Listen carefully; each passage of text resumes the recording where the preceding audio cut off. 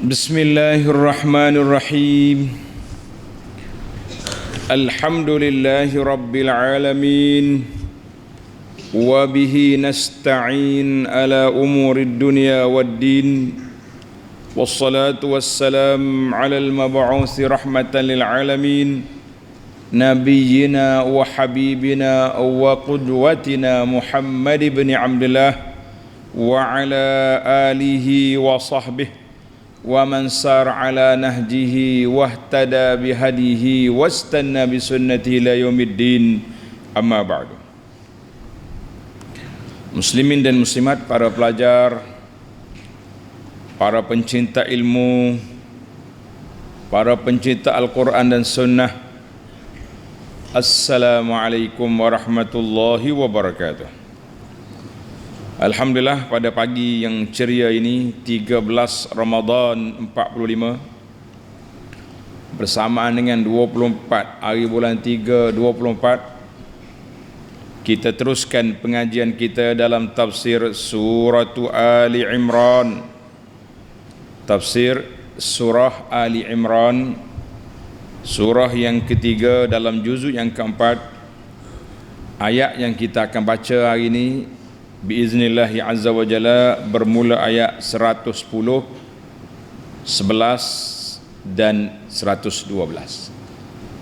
Tiga ayat yang Allah Ta'ala nyatakan di sini ciri-ciri ummatan khaira ummatin. Ciri-ciri khaira ummatin, umat yang tercomel, yang terbaik, yang termolek dalam dunia ni. Apakah ciri dia? Dalam ayat ini Allah letak 3 ciri. Ta'muruna bil ma'ruf wa tanhauna 'anil munkari wa tu'minuna billah. Nah, 3 ciri ni jadilah kita umat terbaik. Oh, dia kata hak lain-lain, kita kena gabung hak lain itu. Cuma dalam ayat ni, ayat ini nak bincang tentang khairiyatil ummah, keindahan umat ini, keistimewaan umat ini apabila mereka menjalankan 3 tugas yang besar ini. Kemudian Allah nyatakan bahawa ahlul kitab sentiasa buat azab, menyakiti kamu, ngenak kita. Tapi Allah kata dia tak berani nak kena dengan tangan, dia kena dengan mulut je. Dia kata, dia hina, dia macam-macam, dia punya diayah. Ayat yang ketiga, duribat alaihimuz zillah, Allah Ta'ala hina mereka di dunia, lebih-lebih lagi di akhirat, wal iyaz billah. Kenapa dihina? Kita tengok dalam ayat 112 nanti. Allah nyatakan kehinaan, hukum dan sebab.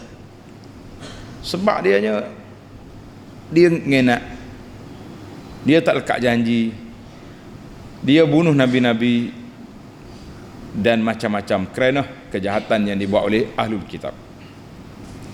Untuk tidak memanjangkan masa, kita mula dengan bacaan ayat. Para pelajar yang ada tafsir pimpinan Ar-Rahman edisi Jawi, muka surat 120. A'udzu billahi minasy syaithanir rajim. Kuntum khaira ummatin ukhrijat linnasi ta'muruna bil ma'ruf wa tanhauna 'anil munkari wa tu'minuna billah. ولو آمن أهل الكتاب لكان خيرا لهم منهم المؤمنون وأكثرهم الفاسقون لن يضروكم إلا أذى وَإِن يُقَاتِلُوكُمْ يُوَلُّوكُمُ الْأَدْبَارَ ثُمَّ لَا يُنصَرُونَ ضُرِبَتْ عَلَيْهِمُ الذِّلَّةُ أَيْنَمَا ثُقِفُوا إِلَّا بِحَبْلٍ مِّنَ اللَّهِ إلا بحبل من الله وحبل من الناس وباءوا بغضب من الله وضربت عليهم المسكنة ذلك بأنهم كانوا يكفرون بآيات الله ويقتلون الأنبياء بغير حق ذلك بما عصوا وكانوا يعتدون.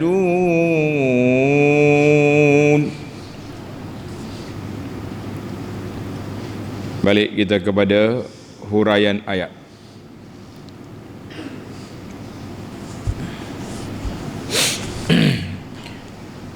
Kuntum khaira ummatin ukhrijat linnas. Kamu wahai umat Muhammad sallallahu alaihi wasallam adalah sebaik-baik umat yang dilahirkan bagi faedah umat manusia. Kita ni sebaik-baik umat. Tengok munasabah ayat ni. Dalam ayat yang lepas Allah kata wal takum minkum ummatun yad'una ilal khair. Hendaklah ada di kalangan kamu orang yang menyeru pada kebaikan. Ayat berapa? Ayat 104. Jadi Allah suruh adakan kumpulan yang mengajak manusia kepada baik, dakwah, suruh yang ma'ruf, larang yang mungkar. Itu Allah Ta'ala perintahkan kepada umat ini supaya melakukan tugas yang mulia ini. Maka ada orang yang menerima tugas, ada orang yang cuai, abai, tak terima. Akhbara fi hadhil ayah, Allah Ta'ala nyatakan dalam ayat ini bahawa umat Muhammad sallallahu alaihi wasallam qad qamat bima amarah Allah, telah menjalankan tugas yang diperintahkan oleh Allah Azza wa Jalla. Wamtasalat, akur, patuh, maka karena itulah mereka istahaqqatil fadl, berhak menerima anugerah yang besar. Apa dia anugerah? Khaira ummatin, umat yang terbaik. Kata alhamdulillah.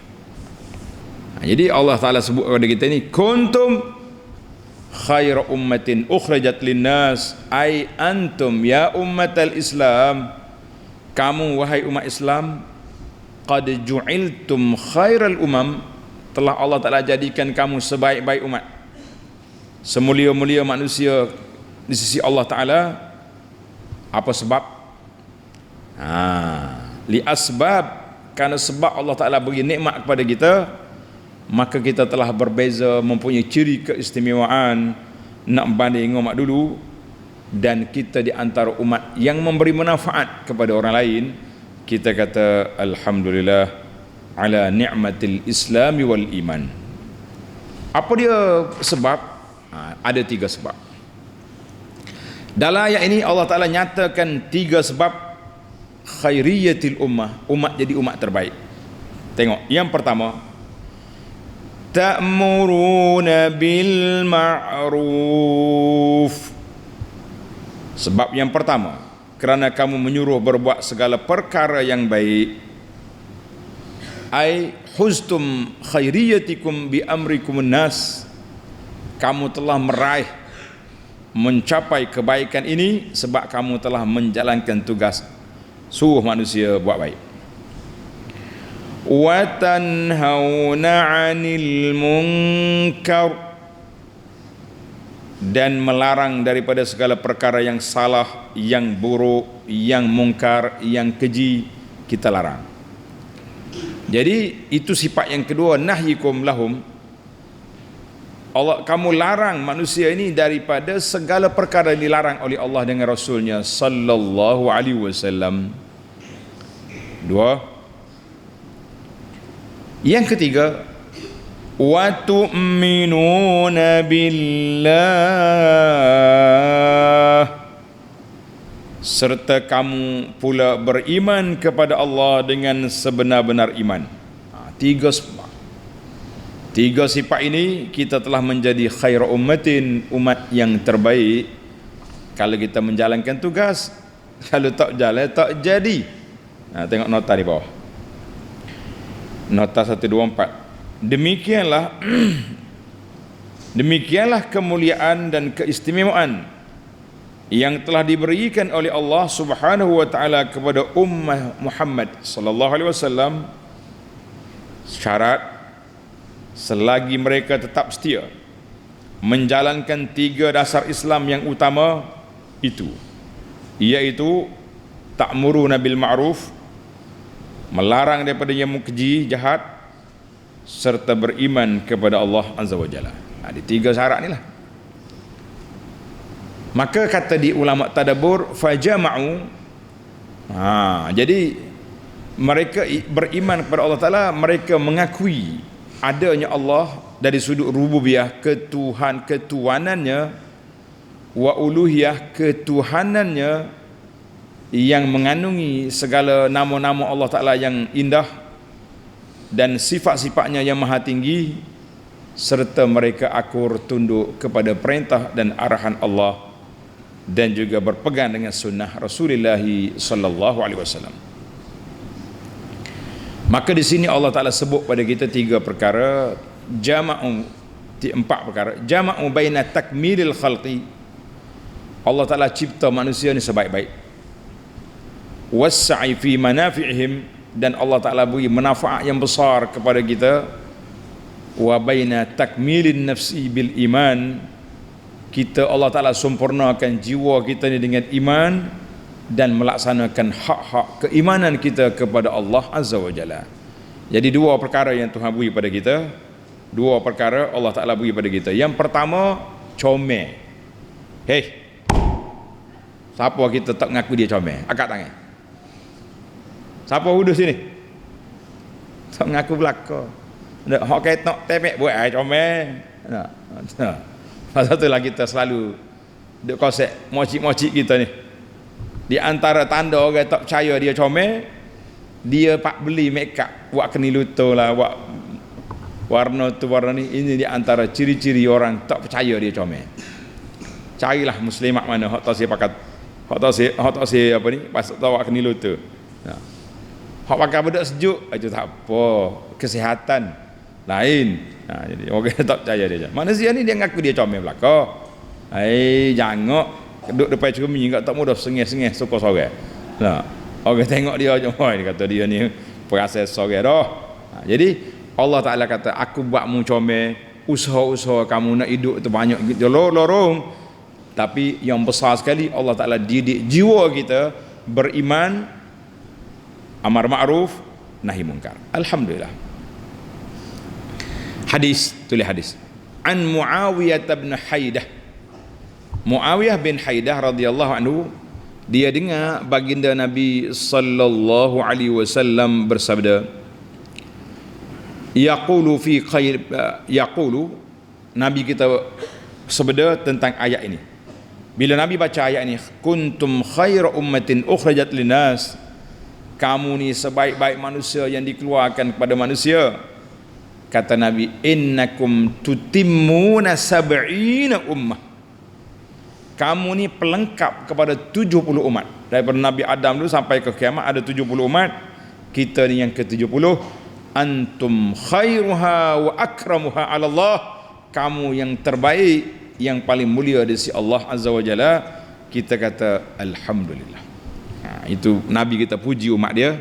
Hadzal hadis rawahu Tirmizi wa Ibnu Majah wa Ahmad bi alfazin mutaqaribah, wa sanad dia sahih ataupun hasan. Kita kata alhamdulillah. Hadis yang kedua ni menarik. Ambil celek mata, ambil perhatian. Hadis yang kedua, wa an Abi Hurairah radhiyallahu anhu annahu qala an qawlihi ta'ala kuntum khairu ummatin ukhrijat linnas, kamu ni sebaik-baik manusia yang dikeluarkan pada manusia. Abu Hurairah kata apa? Khairan nas linnas. Manusia yang paling baik, manusia yang paling memberi manfaat kepada orang, ta'tu nabihim bis fis salasili fi anaqihim hatta yadkhulu fil Islam. Kamu perang, kamu tawan mereka, kamu rantai mereka, tarik sehingga dia masuk Islam. Mana walaupun kita masuk, orang ini masuk Islam dengan sebab ditawan, dengan sebab apa saja pun, yang penting mereka masuk Islam. Bila masuk Islam, apa anugerah yang dia dapat? Apa? Dia kena jadi hamba-hamba lah. Yang pentingnya syurga di sisi Allah Azza wa Jalla. Syurga, itu yang paling besar sekali. Mana ada orang ni masuk Islam dengan rantai. Faham dengan rantai? Bila dia kena tawan, biasanya orang tawan ni orang ikat dia, tambak dengan rantai, dengan tali, bawa balik ke Madinah contohnya. Bila duduk Madinah, duduk campur dengan orang Islam, akhirnya dia Islam. Berapa ramai dia panggil mawali. Mawali ni hamba-hamba yang masuk Islam.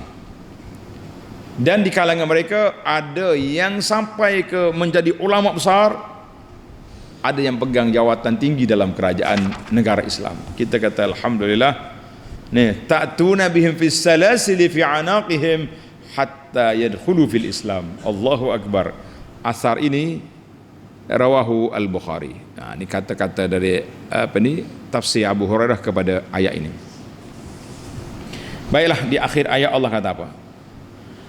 Walau amana ahlul kitab lakana khairan lahum minhumul mu'minuna wa aktharumul fasiqun. Dan kalaulah ahli kitab Yahudi dengan Nasara itu beriman sebagaimana yang semestinya, tentulah iman itu menjadi baik bagi mereka. Tetapi di antara mereka ada yang beriman, ada orang Yahudi ahli kitab beriman, seperti Abdullah bin Salman Al-Farisi contohnya. Wa aktsaruhumul fasiqun, yang ramainya jahat. Kebanyakan dari mereka orang-orang yang fasik, mana tidak beriman. Allahu akbar. Munasabatul ayah. Lamma madahallahu ta'ala hadhil ummah, Allah Ta'ala dah puji umat ini dengan sifat-sifat yang mereka layak untuk menerima khairiyah, menerima kebaikan itu, beriman, amal ma'ruf nahi munkar.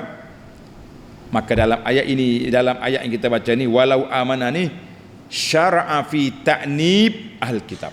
Allah Ta'ala mula mencerca ahli kitab, sebagaimana dalam ayat lain Allah cela mereka. Tanda ayat surah Al-Maidah ayat 79, kanu la yatanahawna an munkarin fa'aluh labi sama kanu yaf'alun. Sifat ahli kitab ni la yatanahawna an munkarin, dia tak curah, tak tegah benda mungkar. Fa'alu, bahkan dia tumpang sama buat. Ini berat kita ni. Labi sama kanu yaf'alun, maka jahatlah apa yang mereka lakukan. Itu Allah Ta'ala tempelak kepada ahli kitab. Ahlul Quran pun sama juga. Quran ada di tangan, halal haram ada, tapi langgar berat kita.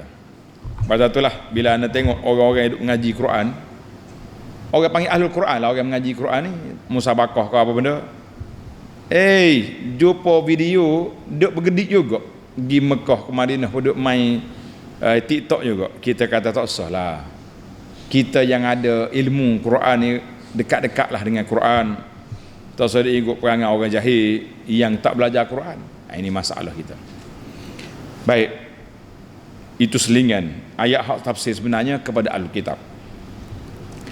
Maka Allah kata walau amana ahlul kitab, kalau ahlul kitab ini beriman dengan Nabi sallallahu alaihi wasallam dan ikut Al-Quran, lakana khairan lahu ay lahtadaw, mereka akan dapat hidayah. Bila dapat hidayah, dia akan dapat kebaikan yang besar, kebaikan yang besar. Tapi apa boleh buat, nasib malang. Kata orang nasib tak beruntung. Bukan salah ibu mengandung, tapi nasib tak beruntung. Duduk di Madinah, jumpa dengan Nabi sallallahu alaihi wasallam, minhumul mu'minun ay qalilum minhum, sedikit je yang beriman. Allahu akbar. Tak ramai hak beriman. Wa aktsaruhumul fasiqun, hak ramainya lawan tetap lawan dengan Nabi sallallahu alaihi wasallam sampai mati diri. Ada yang Nabi terpaksa bagi offer, tawaran kepada sahabat, man li Ka'b bin Ashraf, siapa nak pergi bunuh Ka'b bin Ashraf yang terlalu angkuh, yang terlalu jahat, yang terlalu mengkhianati orang Islam, termasuklah menghina Nabi sallallahu alaihi wasallam. Nama dia Ka'b bin Ashraf. Tuan-tuan nak baca cerita dia dalam buku Madinah ni, ana dah letak cerita di sini. Ada di bawah tajuk dia Kubu Hisan Ka'b bin Ashraf, ada di Madinah. Pergi Madinah, pergi cari kubu dia ni bukan nak pergi gosok, pergi cari kubu kita ni nak ambil pengajaran bahawa orang duduk sekali dengan Nabi tidak semestinya orang beruntung kalau mereka tidak beriman. Allahu akbar. Tapi kalau dia jumpa Nabi sallallahu alaihi wasallam, dia beriman, mereka lah orang paling bahagia, sebab dia akan jadi sahabat Nabi di dunia dan insya-Allah sahabat dengan Nabi di akhirat. Allahu akbar. Tapi walaupun kita tak jumpa dengan Nabi, kita beruntung. Apa untung kita? Kita beriman dengan Nabi sallallahu alaihi wasallam. Kita lebih bertuah lagi apabila Allah Taala cerahkan hati kita, lapangkan dada kita, buka minda kita untuk beramal dengan sunnah Nabi sallallahu alaihi wasallam. Sebagaimana kata Imam Syafi'i, isbiru ahlas sunnah, sabarlah pendukung sunnah, kamu akan disakiti, kamu akan diuji, dan innakum qalil, orang yang betul-betul berpegang dengan sunnah sedikit, tapi sabar kerana pahala kita besar insya-Allah. Baiklah, dalam ayat 111, lan yadurrukum illa adza wa in yuqatilukum yuwallukumul adbara thumma la yunsarun. Mereka, yakni kaum Yahudi dengan Nasara, tidak sekali-kali akan membahayakan kamu kecuali menyakiti perasaan kamu dengan ejek-ejekan dan tuduh-tuduhan yang tidak berasas. Setakat itu dia boleh buat. Munasabatul ayah lima qablaha, munasabah ayat dengan ayat yang sebelumnya, apa dia? Hadza istinaf. Ayat ini sambungan kepada wa aktsaruhumul fasiqun. Allah kata kebanyakan mereka puak-puak kafir ahli kitab ni fasik. Apa nama fasik? Jahat. Jadi bila jahat, kita pun duk mikirlah mereka akan apa-apakan kita, mereka akan khianat pada kita, mereka akan buat kita macam-macam. Maka Allah Ta'ala jawab di sini, la yadurrukum illa adza. Tuhan kata, mu jangan bimbang, mu jangan bimbang, dia tak boleh nak mudarat kepada kamu, hei umat Muhammad sallallahu alaihi wasallam. Yahudi ni buat macam-macam protokol tu, protokol ni, dia punya perancangan tu, strategi sana strategi ni, dia punya macam-macam, dia punya kerana, tapi dia tak boleh khianat pada orang Islam kecuali setakat yang sedikit je. Allah kata apa?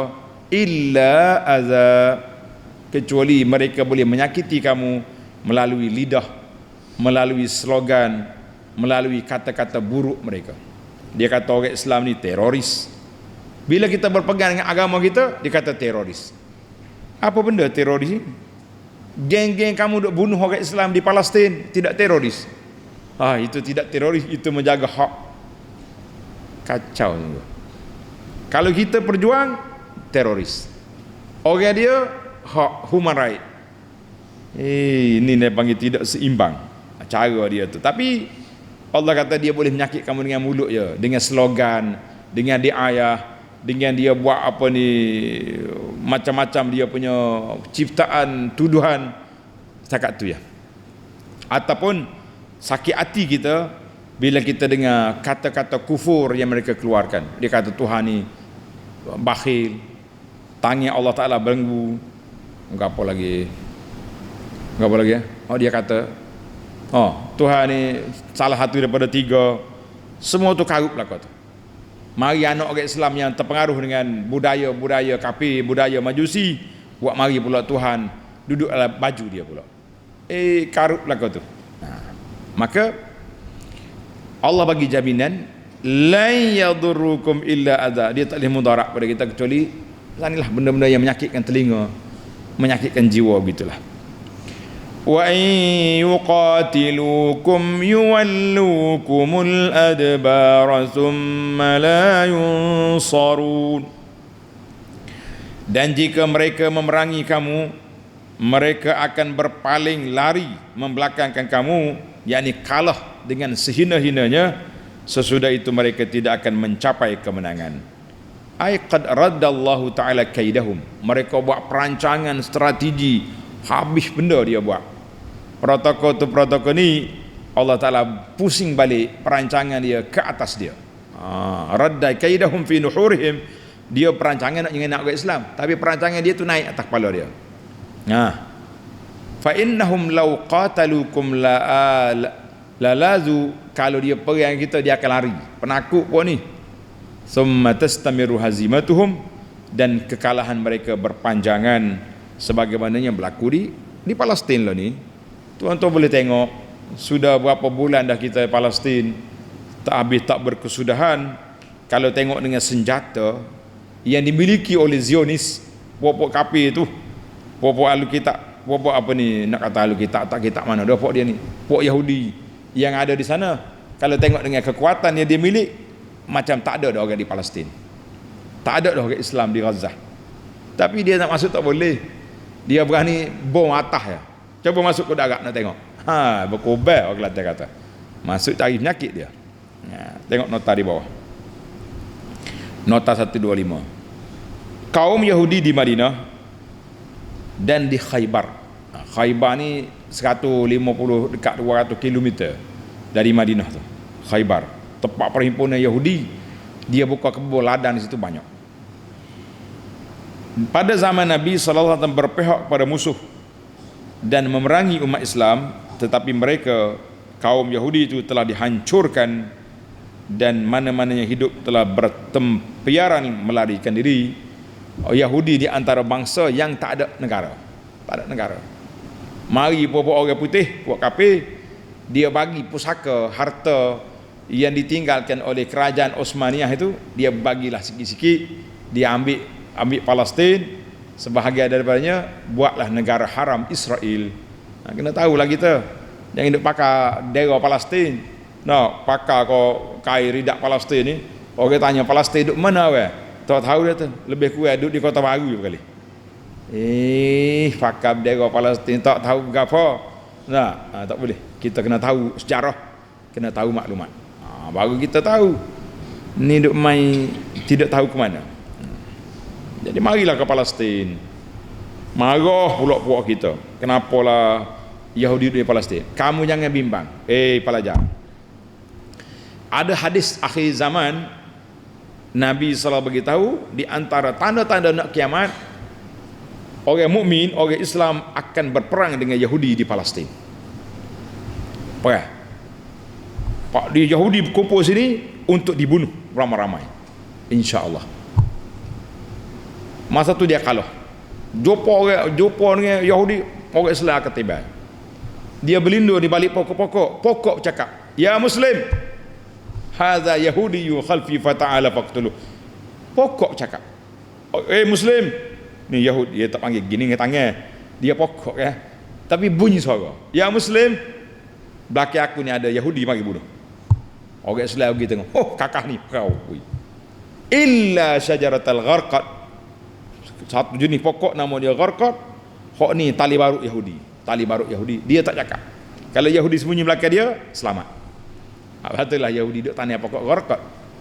Kita dalam dunia hari ni pun ada tak ada anak-anak orang Islam dalam kap kenalan tulis agama Islam tapi berpihak kepada puak-puak kafir. Ada ke tak ada? Ada. Bila kita nak boikot kedai-kedai orang kafir yang hina Islam, tampil muncul sekumpulan kecil serpihan daripada anak orang Islam bela toke-toke. Apa cerita awak ni?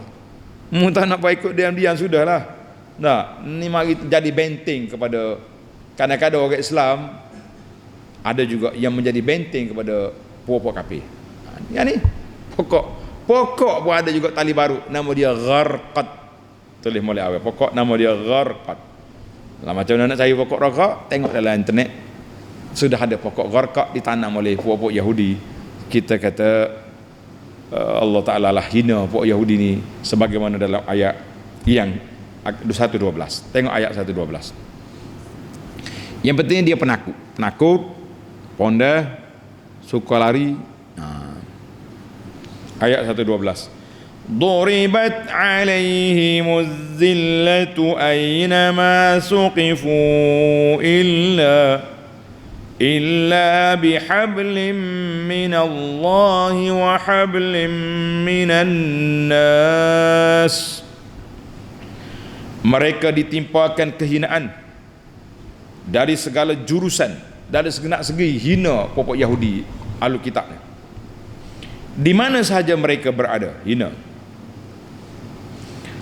Kecuali dengan adanya sebab dari Allah dan adanya sebab dari kalangan dari manusia. Apa dia sebab ni? Yakni kecuali mereka bersikap aman damai sebagai kafir zimmi. Tengok nota bawah tu. Kafir zimmi, mana kafir yang minta keamanan duduk dalam negara Islam. Itu selamat. Mereka diberi perlindungan oleh pemerintah Islam menurut hukum Allah.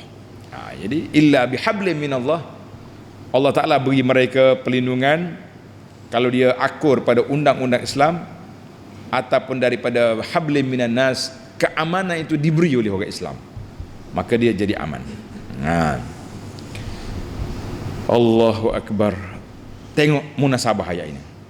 Munasabatul ayah lima qablaha. Lamma bayyana ta'ala annahu la yanalul mu'min darar. Allah Ta'ala memberi penegasan dalam ayat lepas, orang mukmin tidak dimudaratkan oleh ahli kitab. Kalau mereka berperang dengan orang Islam, mereka Yahudi akan lari. Bihadzal zul, maka Allah Ta'ala nyatakan duribat alaihimuz zillah, mereka tetap akan dihina oleh Allah Ta'ala di atas dunia ini, fi kulli zamanin wa fi kulli makan. Zaman dulu lagi pun zaman sekarang dihina. Tengok zaman apa nama orang putih Jerman ke apa, hak soleh Yahudi ramai-ramai, nama ke apa? Hitler. Hitler dia jahat tapi dia moleh Yahudi main-main je. Macam orang semelih, macam orang meterupuk je, kerak bui. Maknanya hinanya pokok dia tu. Kita bukan sokong Hitler, tapi nak ceritanya Allah kata duribat alaihimuz zillah, mereka dihina di mana saja mereka berada. Ai duribat alaihimuz ai ulzimal yahud az-zillah was-saghar. Yahudi ini sentiasa hina, sentiasa duduk di bawah. Faju ila zalika amran mahtuman.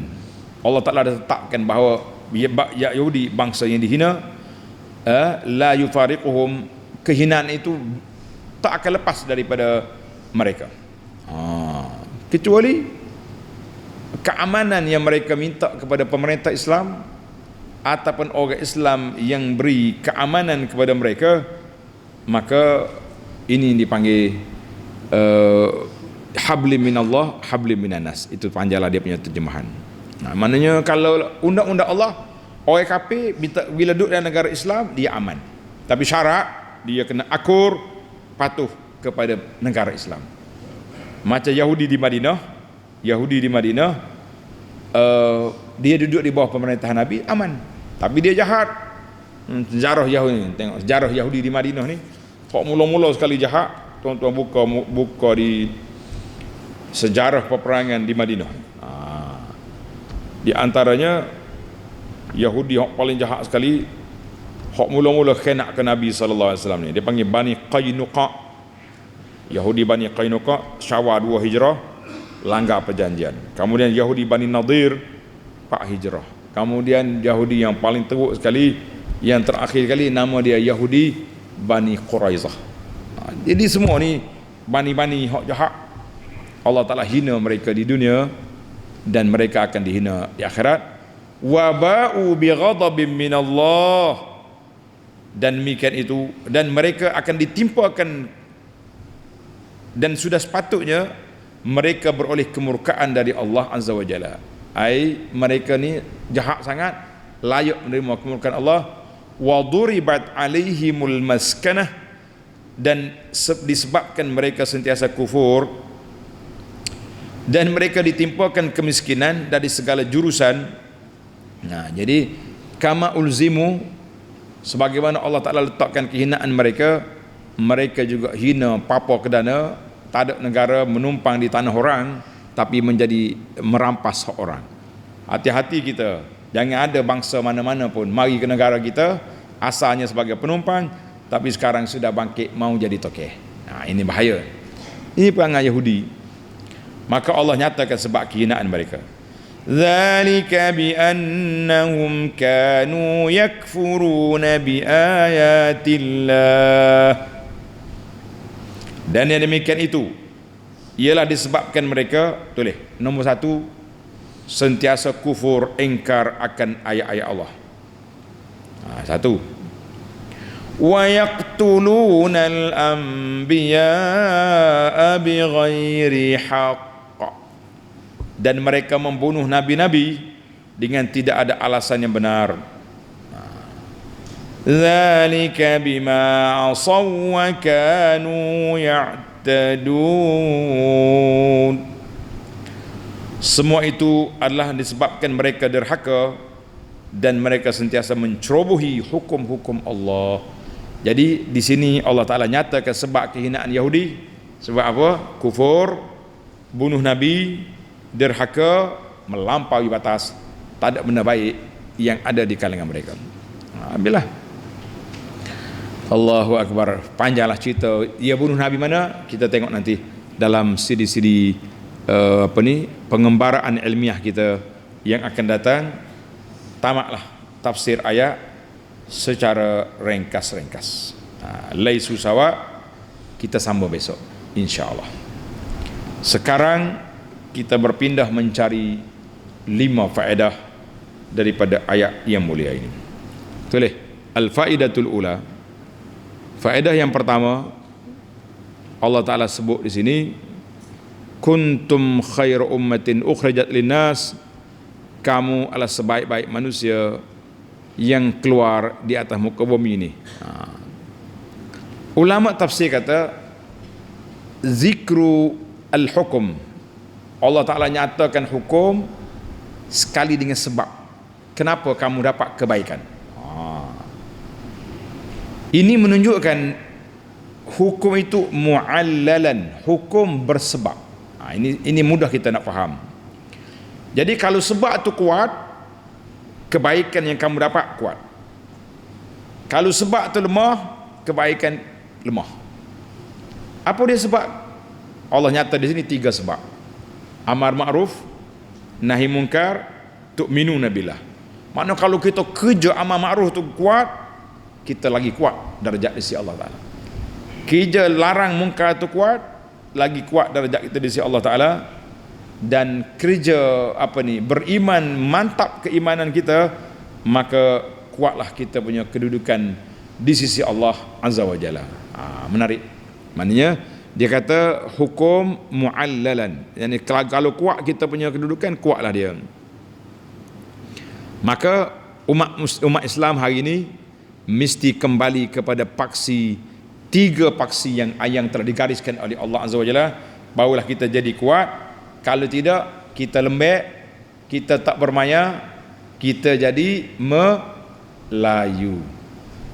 Orang bukan Melayu, ada setengah orang itu dia main. Dia kata awak bangsa apa kamu? Bangsa Melayu. Layu ni tak gerak lah weh. Nak, kalau dah orang kayu hak layu dah, tak ceria.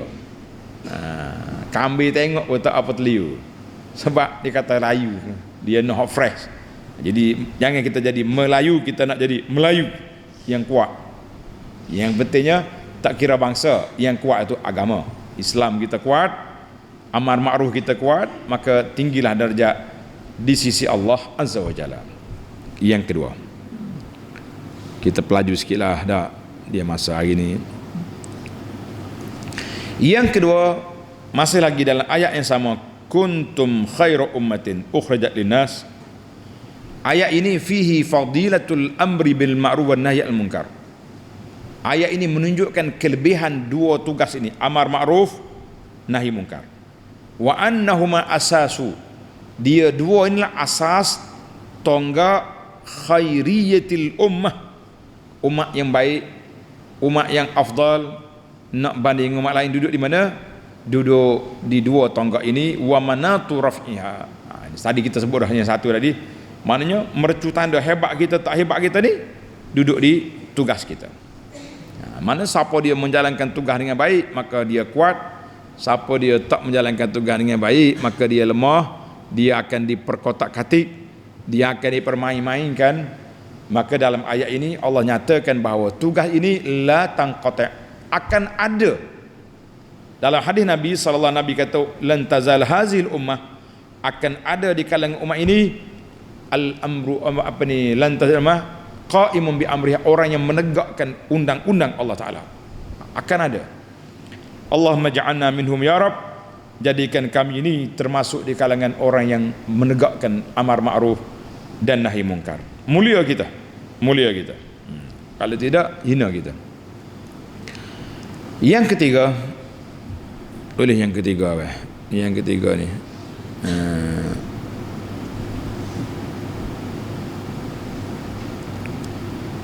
Dalam ayat yang sama lagi, kenapa ini dia mai, dia panggil ilmu tadabbur ni kena fikir. Ta'muruna bil ma'ruf wa tanhauna. Limadza qaddama Allah Ta'ala al-amra? Allah Ta'ala mula dengan amar ma'ruf nahi munkar alal iman. Yang ketiga baru wa tu'minuna billah. Patutnya kalau nak kira dengan otak kita kata beriman, patuh amar ma'ruf nahi munkar. Jawab dianya, tertib ayat ini bukan makna iman kemudian amar dulu patut la, kena iman dulu. Cuma kenapa disebut, ini hikmah, kenapa disebut amar ma'ruf nahi munkar ini? Tulis. Yang pertama, at-tanwih bi fadlihi, bi fadilati, nak menyatakan kelebihan amar ma'ruf nahi munkar. Satu. Yang kedua, oleh kerana ayat ini menyebut tentang khairiyatil ummah, kebaikan umat ini enggak semua orang beriman tu umat lah, tapi yang terbaiknya orang yang menjalankan tugas amar ma'ruf nahi munkar. Beriman belaka, tapi dia relax, duduk tidur sejik, ya kata orang, tak bangun-bangun. Orang lain duduk kerja berjuang sana sini, kita kau duduk main duduk sore. Yang ketiga, amar ma'ruf nahi munkar ini siyajul iman, kekuatan iman, kemantapan iman seorang individu ataupun sebuah masyarakat duduk di kuatnya amar ma'ruf nahi munkar. Sekarang ni kita boleh tengok apa ni, tengok orang masyarakat kalau situ kuat dia punya amar nahi munkar, masyarakat dia, kita tengok orang tu aurat, comel, masjid dia beramai orang mengaji. Kalau tidak, lemah. Yang keempat, ayat ini sekaligus memberi sindiran tempelak kepada ahli kitab. Dia mendakwa beriman tapi dia buat benda mungkar. Kanu la yatanahawna 'an munkarin fa'alu. Dia dah lah tak larang orang buat mungkar, dia pergi join sekali pula. Yang kelima, sifat amar ma'ruf dan nahi munkar inilah yang memberi kesan kepada khairiyatil ummah. Umat ini terkesan jadi kuat dengan sebab apa? Dengan sebab dua sifat yang ada ini. Cukuplah kita kata 5 sebab kenapa Allah Ta'ala susun amar ma'ruf nahi munkar wa tu'minun. Iman tu duduk kemudian. Bukan makna iman tak penting, cuma tajuk kita ni tajuk amar ma'ruf nahi munkar. Wadah? Kita pergi pada yang keempat. Yang keempat dah ni, wa tu'minuna billah. Yang keempat, Allah kata kamu beriman kepada Allah, al-inayatu bi tahqiqil iman, Allah Taala sebut khas. Sedangkan ayat ini ayat nahi mungkar, amar ma'ruf, tapi dia sebut iman, menunjukkan bahawa itulah neraca, parameter, kayu ukur yang hakiki. Orang nak jadi amar ma'ruf nahi mungkar, kita tengok dia beriman setara mana. Kalau dia bercakap gergar-gergar, akhir kali dia pun lompat juga. Mula-mula larang benda mungkar, akhir kali dia pun buat benda mungkar juga. Dia gini ya, nak tahu orang ni kuat tak kuat. Kita boleh bercakap sebelum kita berkuasa. Bila kita ada kuasa, orang nampak lalu. Mula agak tak mudah. Berguling-guling. Bantah tu, bantah ni. Mungkar belakang orang buat. Dan bila kita boleh berkuasa, hak kita bantah dululah, kita jilat balik, kita telan balik semua benda yang kita kata mungkar jadi tak mungkar. Jadi kerana itulah Allah Taala sebut ini, mantapkan iman, jangan kata orang, jangan U-turn, jangan undur balik. Apa yang benda mungkarlah. Tak usah duduk kata benda tu jadi baik dengan sebab kepentingan kedudukan dan sebagainya. Jadi dalam ayat ini Allah nak suruh kita orang beriman kena mantapkan akidah, kuatkan pegangan kita supaya kita duduk dalam landasan yang benar. Karena itulah kata ulama dalam ayat ini juga menjadi dalil hujjiyatil ijma' umat ini kuat. Sebab tu Allah Taala guna ma'rifah, alif lam, bil ma'ruf wa nahau anil munkar. Jadi bila kata bil ma'ruf, semua benda baik mungkin suruh belaka. Dia panggil al-istighraq, merangkum. Semua benda mungkar larang belaka. Tak kira lah kecil ke besar, kena atas kepala sendiri ke, kena atas kepala orang, kita tai belaka. Ni tak tahannya atas kepala orang sedap kita gomo, naik atas kepala kita senyap, orang panggil kelak tekak, tak akak kepala. Na'udzubillah. Ini memang. Baiklah, yang terakhir, yang kelima, duribat alaihimuz zillah, Allah Taala hinakan puak-puak ahli kitab. Sebab apa? Sebab mereka kufur terhadap Allah Azza wa Jalla, mereka bunuh para nabi alaihimus salatu wassalam, dan banyak lagi kerana jahat, perangai-perangai buruk yang mereka buat. Maka kata ulama tadabbur, ayat ini memberi kesedaran kepada kita umat Islam, jangan ulang balik kejahatan, kebejatan, keburukan perangai ahli kitab. Kalau tidak, kamu juga di atas akan dihina oleh Allah sebagaimana hinanya ahli kitab. Dengan sebab apa? Dengan sebab kita tidak menjalankan tugas yang besar. Baiklah para jemaah sekalian, alhamdulillah tamatlah perbincangan kita. InsyaAllah ayat 113 kita sambung pagi esok. Subhanakallahumma wa bihamdika asyhadu an la ilaha illa anta astaghfiruka wa atubu ilaik. Wa sallallahu ala nabiyyina Muhammadin wa ala alihi wa sahbihi ajma'in walhamdulillahi rabbil alamin.